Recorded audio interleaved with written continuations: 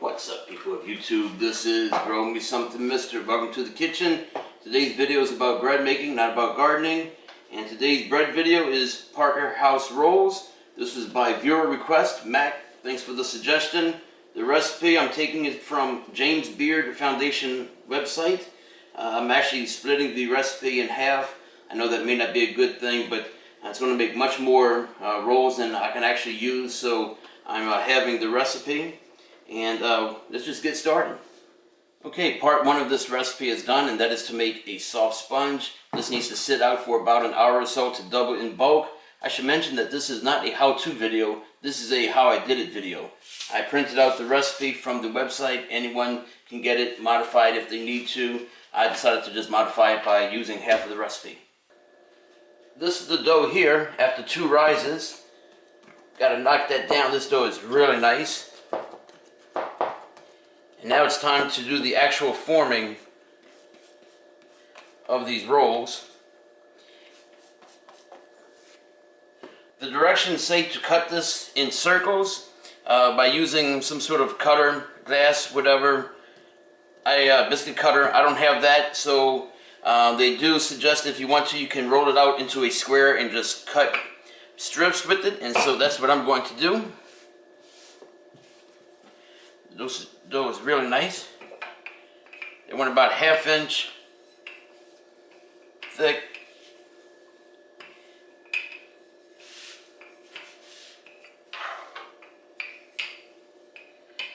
Yeah, this dough is really nice.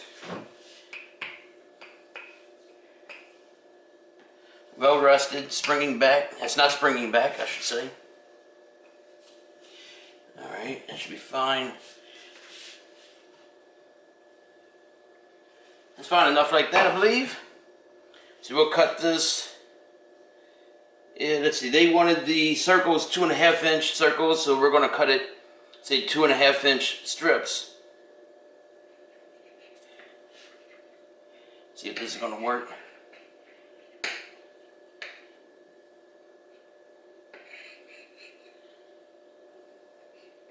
Alright, this is much bigger than 2-inch strips.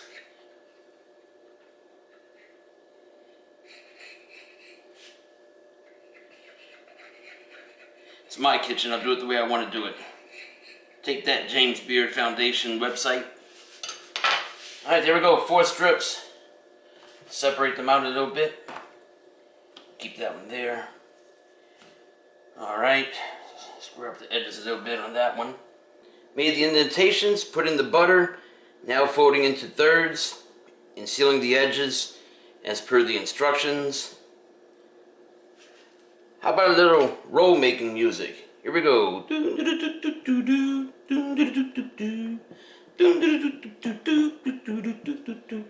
No, doesn't work. I'm not going to play music. I'm not going to be one of those channels that plays aggravating music. I mean, just want to see what's going on.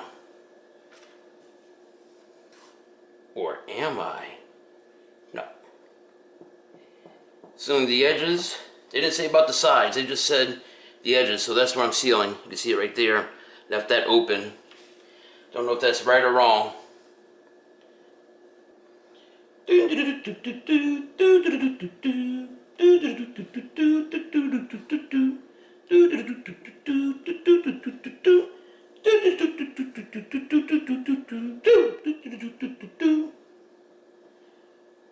Alright. Check to see what we've got going on here. They say place 1/2 inch apart. That's what we're going to do.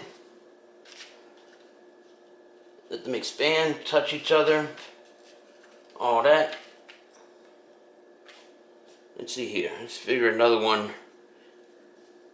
Put another one right here, just because. Alright, there we go. We'll cover this up. Actually, I need to brush it with more butter. Real butter. Don't use that margarine. I know Mac wouldn't be happy, and I know my aunt, she wouldn't be happy either. Gotta have real butter on that French bread.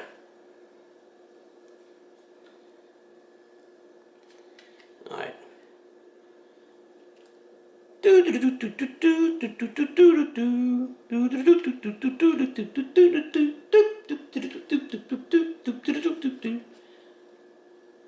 Okay. We'll cover this up and let it go for another hour or so.